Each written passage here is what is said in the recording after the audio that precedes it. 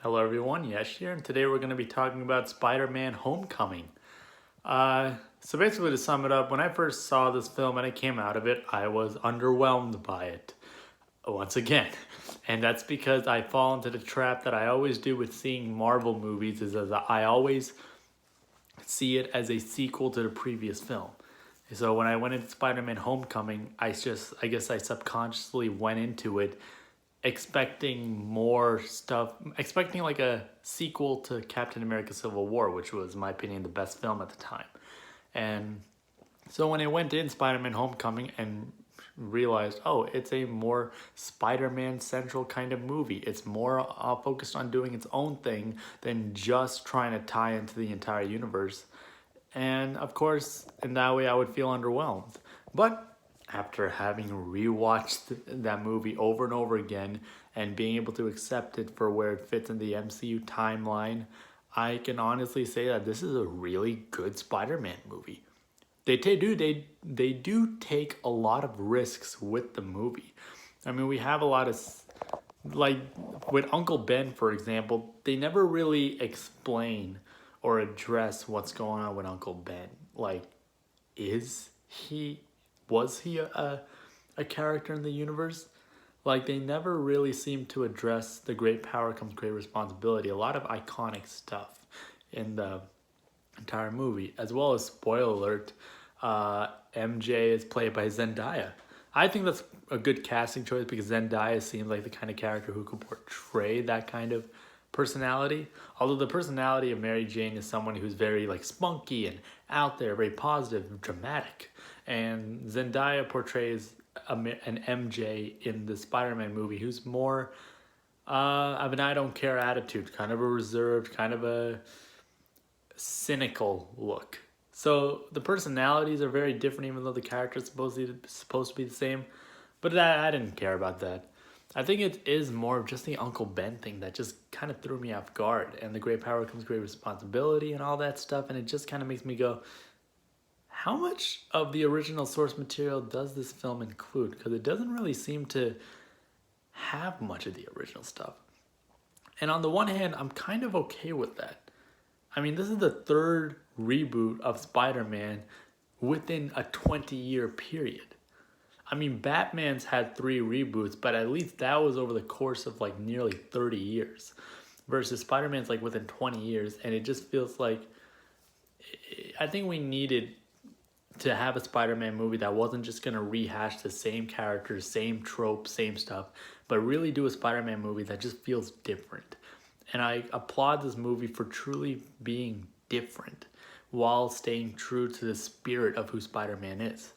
And the movie has scenes that showcase, once again, what I love about these movies is they have these big action CGI scenes, but there's so many beautiful grounded moments in realism that make the character feel so relatable and why you love them and why you root for them.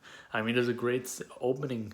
There's a great scene in the movie where you just see Peter Parker at school, and then he just goes after school. He goes to the sandwich shop, the Italian sandwich shop in Queens, where it just feels like a real kind of interaction that a kid growing up in New York would have when going to in his opinion, the best sandwich shop in Queens. And it feels like a genuine interaction and you relate to it. And then you relate it more later in the story when the guy's sandwich shop is attacked by the robbers who are using like a laser gun. And so it feels so much more of a genuine connection.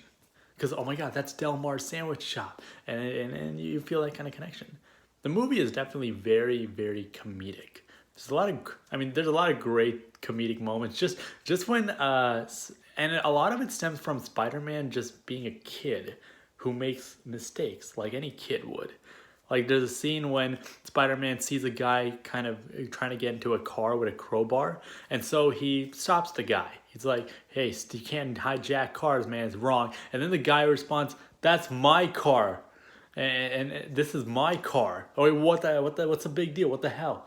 And then all the other people are coming out of their apartment windows. Because like when Spider-Man stopped him, he also activated the car alarm. So now you see all these other people in this apartment building just coming out of their windows saying, hey, turn off the car alarm. Come on, man, I work night shifts. And it's just hilarious seeing Spider-Man just going, oh my God, I'm so sorry. That's not what happened. And then a great Stanley cameo where he just comes out of the window and says, don't make me come down there, you punk.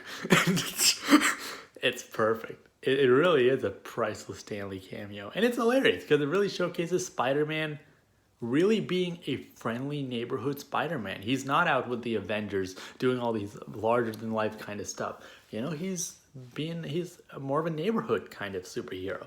He's helping, you know, he's catching robbers who are stealing bikes, and there's a beautiful scene where he's just helping an old lady. He's just standing next to an old lady on the street and is showing him, okay, this is how you get to this street. Then you make a left and you'll get there. And it's just like, yeah, genuine heartfelt moments like that add some sincerity to the character. Tom Holland does a great job at portraying this version of Peter Parker, because we see the humility, we see the nervousness, we see the vulnerability of his character and who he is. He is a character who's just trying to do the right thing, and he's also a character who he's very ambitious. After the incident in Civil War where Tony Stark called him to fight with the Avengers, I mean, any teenager would be blown away at an opportunity to do something like that. So he sees that as like, this could be my future. I could be an Avenger. And while he is so ambitious like that, it does get in the way of things like high school, things like his friendship and the girl he's crushing on, Liz. And you see these things that may seem ordinary, but he dismisses them in pursuit of, oh, when will Tony Stark give me, in pursuit of trying to do more missions and try to figure out a bigger plot. And with the Vulture, which is the villain in this film, and you see how this is a great movie because it teaches you that moral lesson of it's good to be ambitious, but don't let your ambitions get in the way of what really matters the most, which is your friends and family and the people who care about you, which is things like, it's important to not get too ahead of yourself, you know? Maybe it is important to stay in school in the beginning, just to get good at certain stuff for the basics before you try to be too ambitious and try to get to the next level and act like that's all that matters. And in doing so, it's a very powerful life lesson of learning to be patient, to be mature enough to say that maybe I'm not ready yet for a big opportunity, but I will be. I just have to be patient and persistent.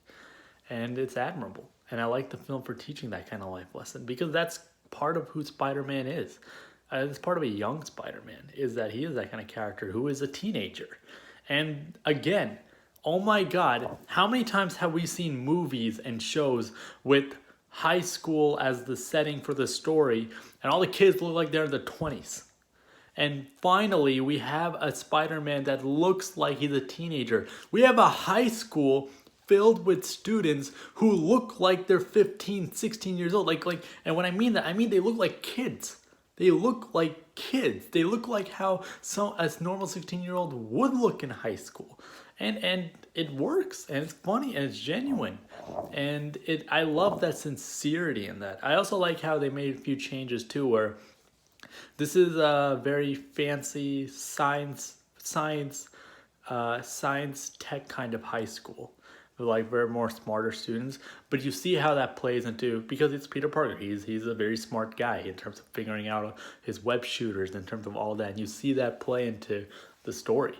And then you see the other characters, and just stuff for, he's part of a decathlon, so that's another commitment that he's not paying enough attention to because he's so ambitious to be an Avenger. And you see the relatability in the character, and that's what Tom Holland brings to the role, is that relatability, that heart, that charming sense of being a teenager and making mistakes but learning on the job. And it's something we can all relate to. Michael Keaton's in this film as well, and he portrays the Vulture, and he is great in this movie. I mean, Michael Keaton's a great actor. He could do anything, and he's just great. I mean, it's just surreal to see him be Batman, and then he's Birdman in that independent film he did, which won an Oscar, and then Now he's Vulture, and it's just such an interesting progression in his career. But he's great in it. He's very intimidating, and it's like and he's also this is at a point too in the Marvel Cinematic Universe where the villains started to get really good. I mean, you have Kurt Russell in Guardians of the Galaxy as Ego, who I think is a unique and interesting and understandable kind of villain, and now you have Michael Keaton as the Vulture, and you get where he's coming from. His character is sort of a representation of the older generation who yearns for who's someone who doesn't like the fact that, you know, someone like Tony Stark is very rich and wealthy, and he's someone who's worked hard his whole life and has never been able to attain that kind of wealth. And you see how that unfairness, that frustration gets to him, and why he resorts to a life of crime where he steals alien tech and alien debris and stuff from all the past basically all the Avengers incidents and all the damage control from there.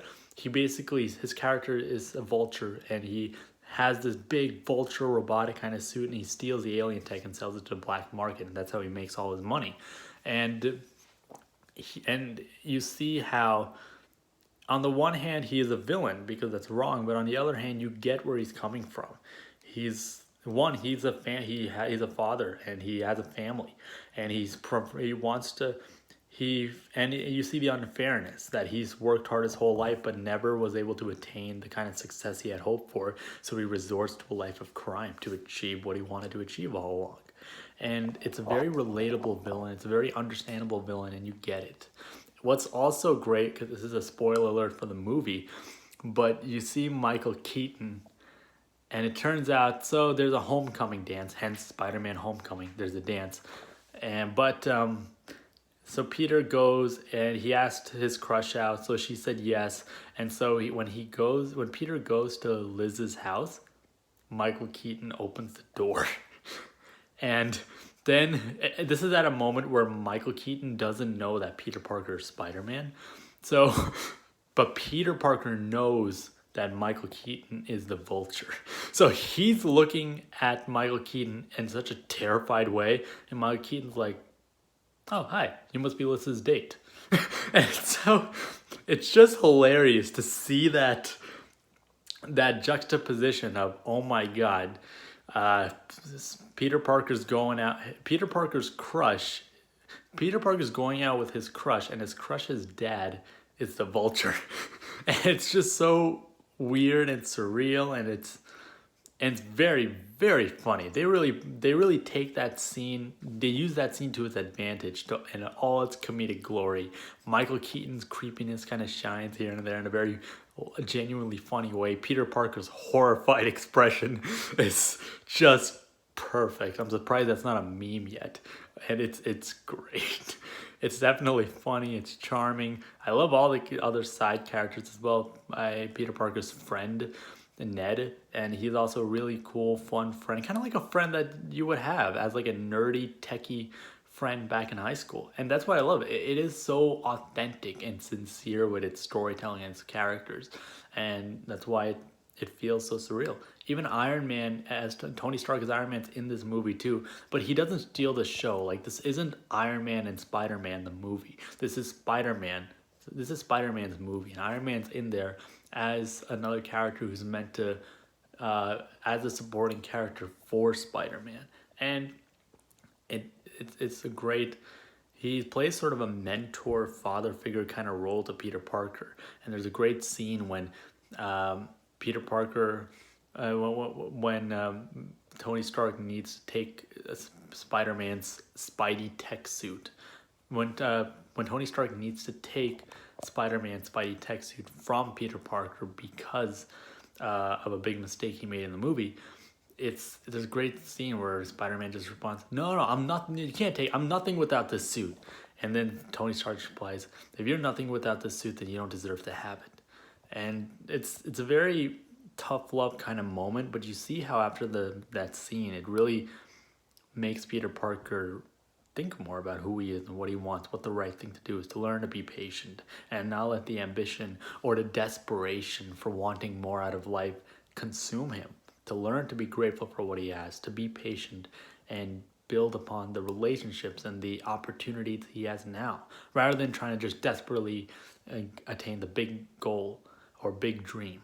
And it's very relatable in that way. So yeah, I highly recommend you check out this movie.